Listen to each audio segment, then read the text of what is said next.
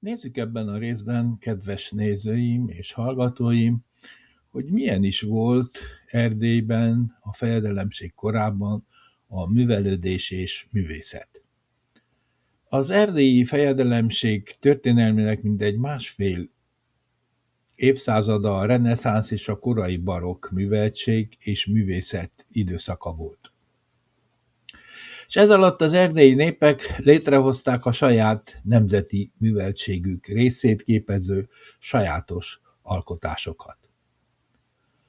Bár Erdély az akkori civilizált világ peremén volt, s a fejedelemség fekvése miatt kényszerpályán haladt, ennek ellenére a kor irodalmi, művészeti, tudományos és oktatási teljesítménye kiemelkedő részét alkotja a magyar vagy az egyetemes európai kultúrának. Erdélyben a középkori, a reformáció előtti korszakban plébániai és kolostori iskolák egyaránt működtek, amelyekből a fejedelemség első éveiben még Izabella királyné a marosvásárhelyi és a kolozsvári iskolákat középfokú iskolákká jelölte ki. S utóbb a váradi, kolozsvári meg gyulafehérvári iskolákért is sokat tettek. Fiával, János Zsigmonddal együtt. A reformációval rohamosan elterjedtek Erdély szász és magyar városaiban a középfokú iskolák, mint a gimnáziumok és kollégiumok. A teljesség igénye nélkül csak a legjelentősebbeket felsorolva. Szász evangélikus gimnáziumok a legtöbb szászvárosban voltak, például Nagyszebenben, Brassóban, Besztercén, Segesváron, Medgyesen is. Református gimnáziumok voltak például Székelyudvarhelyen, Marosvásárhelyen, Kolozsvárt, Gyulafehérváron, Zilahon, Szatmárnémetiben és Váradon. Unitárius gimnáziumok pedig Tordán és Kolozsváron is voltak. A katolikusok is számos gimnáziumot létrehoztak, például Székelyudvarhelyen, Kolozsváron, Gyulafehérváron, Csíksomlyón, Szatmáron és más helyeken Erdély szerte. Fogarason született meg az első román középiskola is, Lorántffy Zsuzsanna támogatásával. És itt még nem is szóltam a többnyire a fejedelemséghez tartozó Debrecen vagy Sárospatak neves kollégiumairól. Nem csak középiskolák alakultak, hanem főiskolák, sőt egy egyetem is. Még Báthori István Kolozsváron jezsuita egyetemet szervezett, és Bethlen Gábor Gyulafehérváron református főiskolát, amely 1662-es elpusztulása után Nagyenyedre költözött, és itt született újjá. A kisebb városokban is léteztek iskolák, sőt a 16., de főleg a 17. századtól faluhelyen is több iskola működött. A falusi iskolák száma jelentősen megnőtt. A szászfalvak többségében nem csak pap, hanem iskolamester, más néven rektor is működött. Egy 1660-as összeírás szerint például a szászoknál 238 pap és 224 rektor szolgált. A székely falvak jelentős részében voltak iskolamesterek, de máshol is, aminek következtében az írástudók száma jelentősen gyaporodott. Például Bethlen Gábor fejedelem rendeletben tette lehetővé, hogy a jobbágyok gyerekei is tanulhassanak. S ha ritkán, de mégis volt olyan jobbágy ivadék, aki tanulmányai következtében felemelkedett a papi vagy más értelmiségi pályára.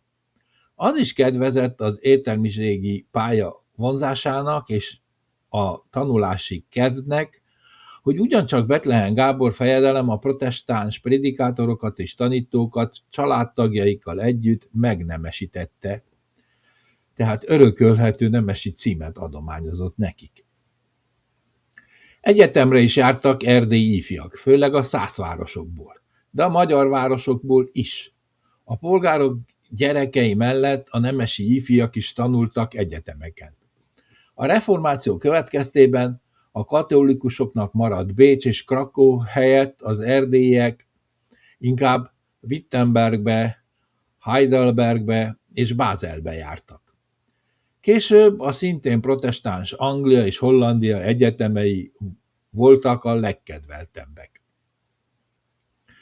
A fejedelemség iskoláiban nem csak művelt erdélyi tanárok, tudósok tanítottak, hanem híres európai oktatók, akiket az erdélyi fejedelmek hívtak országukba. Voltak közöttük csehek, németek, angolok. A magyarok közül a legismertebb Apáczai Czere János volt, ki hollandiai tanulmányai után a gyulafehérvári, majd a kolozsvári református kollégiumokban tanított. Emellett jelentős tudományos munkát is végzett, legismertebb műve az 1653-ban kiadott első magyar nyelvű lexikon, a Magyar Enciklopédia címmel. A tudományok terén a brassói Szász Honterus nem csak reformátor volt, hanem több jelentős földrajzi és jogi tárgyú mű szerzője. Erdélyben vagy a hozzátartozó területeken számos a magyar tudományosság szempontjából úttörő szerepet betöltő személyiség született és alkotott. Mint például Szenzi Molnár Albert. Nem csak zsoltárfordító volt, hanem a magyar nyelvtankönyvet is írt, és latin-magyar szótárt. Mellius Juhász Péter írta az első magyar nyelvű botanikai, növénytani könyvet, vagy Pápai Páris Ferenc volt a szerzője az első magyar orvosi könyvnek. Irodalom és történetírás terén a kor már az anyanyelvű írásbeliség diadalát hozta el. A szászok német, a magyarok és a székelyek többnyire magyar nyelven írtak, ritkán azért még születtek latin nyelvű alkotások, főleg a humanizmus hatására. Ebben a korban számos irodalmi és történelmi értékű emlékirat, napló vagy kronika született. Szerzőik között voltak városi polgárok, politikusok, arisztokraták, de még fejedelmek is vezettek naplót, vagy feljegyeztek egyes fontos eseményeket. Szinte lehetetlen felsorolni, annyian vannak. Ezért csak a legjelentősebbeket említem meg. Boros Sebestyén 1520, 1530, 1584 volt marosvásárhelyi főbíró, kronikájában 1490-től kezdve számol be az eseményekről, és közben nem hagyja ki a saját családjában történt történeteket sem. Unokája Nagyszabó Ferenc élt 1581-1658 között, folytatja a krónikát, sokkal tájékozottabb, mint a nagyapja. A családból volt még egy jelentős krónikaíró és diplomata, az ő neve Boros Tamás. 1566 és 1633 között élt. Ki volt marosvásárhelyi főbíró, többször fejedelmi követ Isztambulban és Budán, Bethlen Gábor megbízásából. És ezekről az útjairól feljegyzésekben és emlékiratokban számolt be. Az emlékirat irodalom egyik szép példája Kemény János 1607-1662 között élt. Tragikus sorsú erdélyi fejedelemnek 1657-1658-as krími tatár fogságában megírt önéletírása. Baranyai Decsi János 1560-1601 humanista nyelvész, történész, filozófus volt, aki latin nyelvű történelmi munkásságában főleg Báthory Zsigmond fejedelemségének korát mutatta be. Számos korabeli forrásmunka, dokumentum felhasználásával, s emellett kiadott jogi tárgyú munkát is, és rotterdami Erasmus szólás gyűjteményének görög-latin és magyar változatát is. Szintén latinul írt Szamosközi István. Ő 1565 és 1612 között élt, és 3 nagy művében igen alaposan és tájékozottan számol be Erdély a 16. századi történelméről. Emellett ő volt az első, aki a dáciai latin nyelvű feliratokat és római régészeti leleteket összegyűjtötte és leírta. E művének magyar címe a dáciai régi feliratos kövek és egynémely régiségek. Szalárdhy János 1601-1666 magyar nyelvű történelmi munkáját síralmas magyar kronikájában 1,5 évszázad eseményeit írja le, ebből a Rákócziak korszaka a legkiemelkedőbb, illetve a Nagyvárad 1660-as török ostromáról és elestéről szóló fejezet. Ennek az eseménynek résztvevője volt Szalárdhy maga is, aki jobbágyi sorból származott és idősebb Rákóczi Györgytől kapta a nemesi címet. Továbbá Heltai Gáspár nem csak tudós plébános volt, hanem szépíró és történetíró is, akinek legfőbb történelmi műve krónika az magyaroknak dolgairól.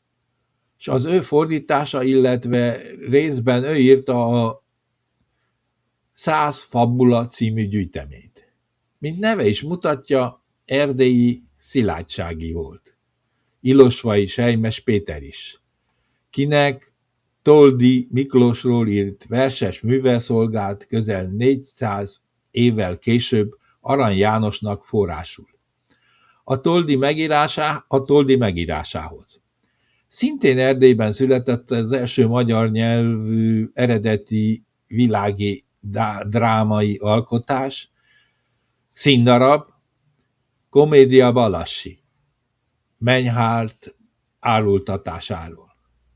És ugyanitt népszerűek voltak a regényes népszerű históriák, mint amilyen volt az Argyélus királyfi című. A könyvnyomtatás Erdélyben. Az első erdélyi nyomdák a szász városokban jöttek létre, előbb Nagyszebenben, majd Brassóban. Az utóbbit Honterus alapította 1539-ben, ebben inkább latin nyelvű művek jelentek meg, de később német nyelven, sőt románul is. Erdély időrendben 3. nyomdáját Kolozsváron hozta létre Hovgreb György és Heltai Gáspár. A később kizárólag Heltai által vezetett nyomdában 100-nál is több kötet megjelent. Sok közül magyarul. A 17. századi Erdélyben még a Gyulafehérváron a Bethlen Gábor által alapított és Váradon működő szenci kertész Ábrahám Hollandiában tanult nyomdász által létrehozott nyomdák voltak a legjelentősebbek. Kolozsváron a Heltai nyomda megszűnése után Tótfalusi Kis Miklós, aki 1650 és 1702 között élt, tehát Tótfalusi Miklós hozott létre híres nyomdát. Ő is Hollandiában tanult, sőt ott volt sikeres nyomdász, és onnan költözött haza. Híres betűmetsző volt, aki az akkori kézi nyomtatáshoz szép, formás betűket készített. Ezek a nyomdák ellátták az erdélyi iskolai, irodalmi, vallási és tudományos szükségleteket. Károly Gáspár bibliáját úgy Szenci, mint Tótfalusi nyomdájában újra kiadták, javított változatban például. Még román nyelvű könyvek nyomtatásában is részt vettek. Mint már említettük, Szebenben és Brassóban jelentek meg először azzal a céllal, hogy az erdélyi románokat megnyerjék a lutheri reformációnak. Persze tudjuk, hogy ez nem lőtt létre, hiszen a románok nagy többségben írástudatlanok voltak. Később a reformátusok is támogatták hasonló céllal a román könyvek kiadását. Így Szászvárosban megjelent a román nyelvű Ószövetség 1582-ben a dévai főkapitány védnöksége alatt. Majd 1648-ban első Rákóczi György támogatásával az Új Szövetség is megjelent román nyelven. A művészetekről most egy pár sort. A fejedelemség békés időszakai kedveztek a művészet fejlődésének, amely terén az építészet volt a vezető ágazat. A legnagyobb építtetők a fejedelmek voltak. Fráter György építette reneszánsz stílusban a szamosújvári és az alvinci kastélyait. Aztán Bethlen Gábor volt a legjelentősebb építtető, főleg reneszánsz, majd korai barokk stílusban építtetett vagy kibővítette elődei létesítményeit. Például Vajdahunyadon, Déván, Gyulafehérváron, Váradon, Radnóton. Első Rákóczi György is sokat építtetett a városokban, és várakat is megerősítetett. Gyulafehérváron, Fogarason, Déván, Görgényben, Székelyhídon, Gyalon. Az utolsó erdélyi fejedelem saját birtokán Ebesfalván építkezett, és Enyeden meg Fogarason. A fejedelmek példáját követve az előkelők is építkeztek. Szép kastélyokat emeltek családi rezidenciájukon. A Bánffy család kastélya Boncidán. Például Szent Benedeken a Kornis kastély. Meg Keresden a Bethlen kastély. Nem utolsó sorban Küküllőváron a Haller kastély. Továbbá Szilágysomlyon a Báthori vár.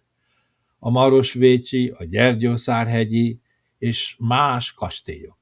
A kastélyok és városi paloták meg templomok is kései reneszánsz stílusban épültek, többnyire faragott díszoszlopokkal, indadíszes ablak és ajtókeretekkel. Az úgynevezett virágos reneszánsz díszítés és motívumok egész Erdély területén elterjedtek, és a falusi kőfaragók és festők még sokáig használták ezeket a mintákat és technikákat. A korban készült nagyon sok templom faragott szószéke vagy bútorzata, faragott síremlékek is szép számban készültek. A színes, festett csempék is őrzik a reneszánsz kor díszítő művészetét. A kor egyik sajátossága, hogy a korábbi gótikus építmények, főleg templomok beomlott mennyezeteit deszkával padolják le, és ide szép színes, festett kazettás mennyezetet készítettek. Hát összefoglalva, a fejedelemség korából az erdélyi népek, magyarok, szászok és románok jelentős kulturális örökséget hagytak ránk az építészet, festészet, irodalom terén, és ugyanakkor ez a kis, szép ország iskolái, könyvtárai, nyomdái és egyetemre járó gyönyörű fiataljai révén belekapcsolódott a középkor végi európai szellem körforgásába. Most pedig egy idézet Apáczai Csere Jánostól, az iskolák felettébb szükséges voltáról. Az iskola, idézet, az iskola tanítók és tanulók rendezett társulása, akik az emberi életkörülmények szempontjából hasznos és szükséges ismereteket tanulnak. Azok közül, akik tanulmányaikban elő tudják segíteni a magyar ifjúságot, én a legkisebb, de azok közül, akik elő akarják segíteni, a legnagyobb vagyok. Írta mindezt Apáczai Csere János 1656-os kolozsvári székfoglaló beszédében. Köszönöm a figyelmeteket, továbbra is figyeljétek a csatornámot, újabb történetek fognak látni napvilágot, más résszel is várlak. Sziasztok!